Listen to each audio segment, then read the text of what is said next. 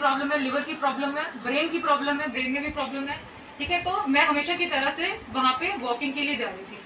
ठीक, तो जब भी मैं वॉकिंग के लिए गई वहां पे, तो मैं एक था कि इंस्टेंट और पॉइंट जहां पे मैं अवध चौराहे पे पहुंची।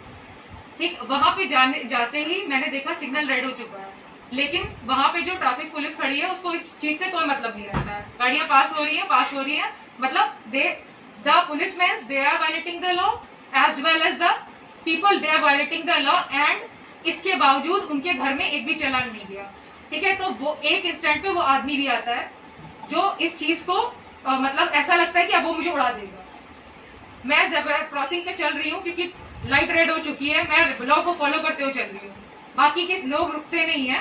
ठीक है, बहुत सारी गाड़ियां पास होती हैं और एक इंस्टेंट आता है जब मुझे लगता है कि एक आदमी मुझको उड़ा देगा, है ना। और वो क्या करता है, सबसे पहले ट्रैफिक लाइट को वायलेट करता है, उसके बाद ट्रैफिक के रूल्स को वायलेट करता है। ठीक है, तो एक इंस्टेंट ऐसा आता है जब मुझे लगता है कि अब वो मुझे हिट कर देगा। सर 2 साल में मैंने सिर्फ मार खाई है, ये पूरे पैरों पे चोटें हैं मेरे। ठीक है, ये उस दिन मैंने मार खाई है और ये 2 साल की चोटें हैं, दोनों पैरों पे लगी है सर। ठीक है, पैरों को देखिए, 2 साल सिर्फ मैंने मार खाई है। और ये है वीडियो एविडेंस में, ये ऑडियो प्रूफ है। सर मुझे नहीं पता, वो अननोन लोग हैं सर, जो भी करता रहा, लेकिन यूपी पुलिस खड़े होकर देखती रही हमेशा से। और ये उस दिन के सीसीटीवी में भी कैद है कि वो लोग मुझे मारते गए, मारते 300 मीटर मारकर, सिर्फ 300 मीटर उन्होंने मुझे मारा है। ठीक, ये प्रूफ है, मेरे शरीर पे चोटें लगी हुई हैं। ठीक है सर, और ये देखिए मेरे हाथों पे चोटें लगी हैं। सर कैब ड्राइवर के साथ, कैब ड्राइवर के, जी हाँ, कैब ड्राइवर के जो साथ लोग थे उन्होंने मुझे बहुत मारा है सर, क्योंकि मेरे तो कोई लोग नहीं थे। ठीक है, जो भी ये लोग थे ये उस कैब ड्राइवर के लिए मुझको मारते जा रहे थे। ठीक है, चेहरे में मारा सर, ये देखिए पूरा चेहरा, ये पूरा चश्मा टूट गया है। और जब ये गिर गया तो मुझे एक इंस्टेंट पे कुछ नहीं दिखता है, और उसके बाद जब वो 30 मिनट पुष्ट लग रही हो और मुझे कोई बीमारी नहीं, सबसे पहली बात तो ये गलत है। ठीक है, तो आप जब भी किसी को भेजिए तो एक डॉक्टर के साथ भेजिए। ठीक है, वो एट अ टाइम मेरा जो है टेस्ट लेगा, उसको वहीं पे पता लग जाएगा कि मैं जो बोल रही हूँ वो गलत नहीं है। और प्लस मैंने जो चोटें दिखाई है वो अब भी मेरे शरीर पे लगी हुई है।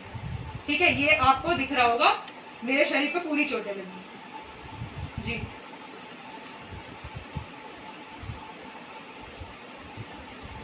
सर सीसीटीवी में ये दिख रहा है ट्रैफिक लाइट, सर सीसीटीवी में ट्रैफिक लाइट दिख रही है, गलती किसकी है? ट्रैफिक लाइट में, ट्रैफिक का जो सीसीटीवी लगा है उसमें ट्रैफिक लाइट नहीं दिख रही है, पब्लिक पास हो रही है, ट्रैफिक पुलिस उनको नहीं रोक रही है। ठीक है, और एक टाइम आता है जब एक गाड़ी मुझे हिट करके निकल जाएगी, तब भी पुलिस खड़े होकर के देखती है, और जब मैं उसको रोकती हूँ वायलेशन ऑफ लॉ में, सेल्फ डिफेंस में, ठीक है, तो भी पुलिस खड़े होकर देखती है। जब लोग मुझे 300 मीटर मारते हुए लेके जाते हैं तब भी पुलिस खड़े होकर देखती है। सर ये क्या था? Violation of law. Sir CCTV सही लगा है, सर सीसीटीवी सही लगा है। सर पिटाई मैंने इसलिए करी है क्योंकि वो 2 साल से, सर मैंने पिटाई इसलिए करी है क्योंकि 2 साल से मेरे शरीर की चोटें आपको बता रही कि मैंने बहुत मार खाई है। सड़कों पे जितने कैमरास लगे 2 साल के निकाल के देखिए, पुलिस ने सिर्फ खड़े होकर देखा, ये भी देखिए। ठीक है, उस दिन उसने लॉ को वायलेट किया, मुझको हिट करता हुआ निकल जाता, तब भी पुलिस ने खड़े होकर के देखा है। अभी भी पुलिस से पूछिए कि उन लोगों के घर में चालान पहुंचा है जिन्होंने लॉ को वायलेट किया है। वो आदमी उस सीसीटीवी फुटेज में देखिए, वो आदमी व्हाइट लाइन के ऊपर खड़ा है, बल्कि वो व्हाइट लाइन के पीछे खड़ा होना चाहिए। क्या ये वायलेशन ऑफ लॉ नहीं है? क्या आपने उसके घर, ये देखिए मेरा चेहरा देखिए, चेहरा देखिए, ये चेहरा है, मुझे इतना मारा है चेहरे पे। ठीक है, ये अभी लेटेस्ट किया ना, ये अभी लेटेस्ट किया। और ये देखिए, ये हाथों पे चोट लगी है, शुरू से दिखाती हूँ आपको। ये देखिए हाथों पे लगी है चोट, यही पहना था मैंने उस दिन, यही कपड़े पहने थे, हाथों पे चोट लगी है, अब भी लगी हुई है, ये देखिए अब भी लगी है चोट। ठीक, मैं कृष्णा नगर थाने से अपने घर के लिए जा रहा था। आलमबाग नहरिया चौराहे पे ग्रीन लाइट थी, उसके बाद मैंने गाड़ी थोड़ी आगे बढ़ाई, ट्रैफिक बहुत था, फिर रेड लाइट हो गई। यातायात का पालन करते हुए मैंने अपनी गाड़ी को रोक दिया। राइट साइड से महिला एक क्रॉस कर रही थी ग्रीन लाइट पे। क्रॉस करने के बाद फिर वो वापस मुड़ के आई। उसने मेरे गाड़ी से मोबाइल निकाला, तोड़ दिया। जब तक मैं बाहर आया मैंने उससे पूछा मेरी क्या गलती है, कुछ नहीं बोली। फिर दोबारा उसने तोड़ा, 4-5 बार मोबाइल पूरा डैमेज कर दिया मेरा। फिर पुलिस प्रशासन खड़ा था, उसने भी कुछ नहीं एक्शन लिया। मैं सिर्फ यही चिल्ला रहा था कि महिला पुलिस बुलाई जाए, ये मुझे क्यों मार रही है। गाड़ी का भी नुकसान हुआ है, दोनों मिरर ख़राब करे हैं और मेरा मोबाइल और मेरा पैसा था उसमें, वो भी उसने निकाला है। लगभग कितने का नुकसान हुआ था? 600 रुपये गाड़ी में कैश रखे थे, क्योंकि ओला ड्राइवर की इतनी हैसियत होती नहीं कि बस इतना ही कमा सकते। तो इस युवक के मुताबिक लड़की की गलती थी और अपनी ही गलती को ठीक साबित करने के लिए वो चाटे पर चाटे कैब ड्राइवर को जड़ने लगी।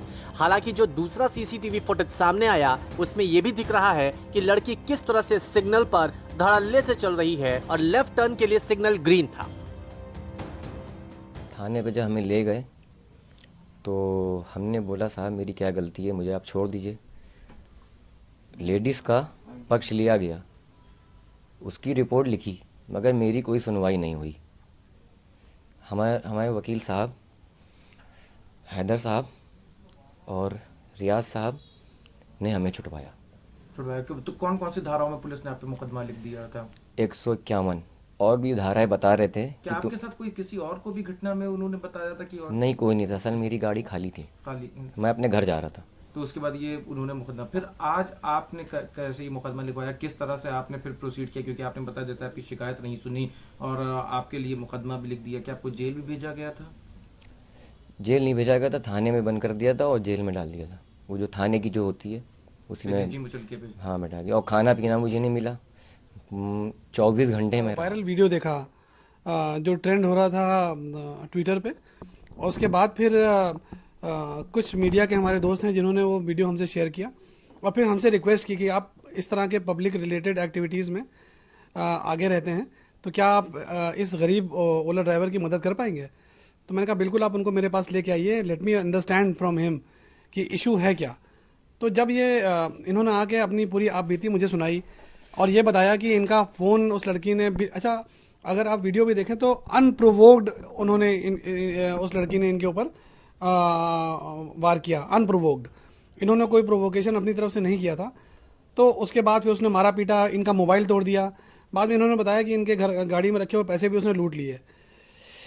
इसके बाद जब इनको पुलिस थाने में लेके गए, उनको लॉकअप में डाल दिया, तो एक सुप्रीम कोर्ट की नज़ीर है, वो ये कहती है कि अगर कोई भी आदमी इस तरह से अरेस्ट होगा तो उसके नेक्स्ट फ्रेंड को इंटीमेट किया जाएगा, यानी उसके परिवार के किसी भी सदस्य को। इनके साथ ऐसा नहीं हुआ।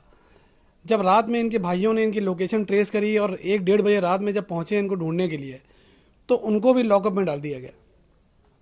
151 की जो चालानी कार्रवाई इन पे और इनके दोनों भाइयों पे की गई, वो किसी तरह बनती नहीं है। 151 की चालानी कार्रवाई केवल उन लोगों के खिलाफ होती है जिनसे पब्लिक पीस की ब्रीच का एप्रीहेंशन हो या वो कॉग्निजेबल ऑफेंस कर सकते हो पुलिस की राय में।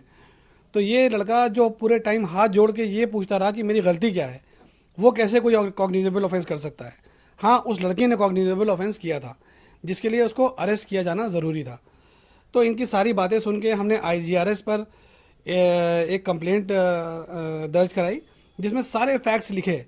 ये भी लिखा कि जो पुलिस अपनी तरफ से एक स्टोरी बना रही है कि एक SUV में थे, 3 लड़के थे जिन्होंने लड़की पे हमला किया।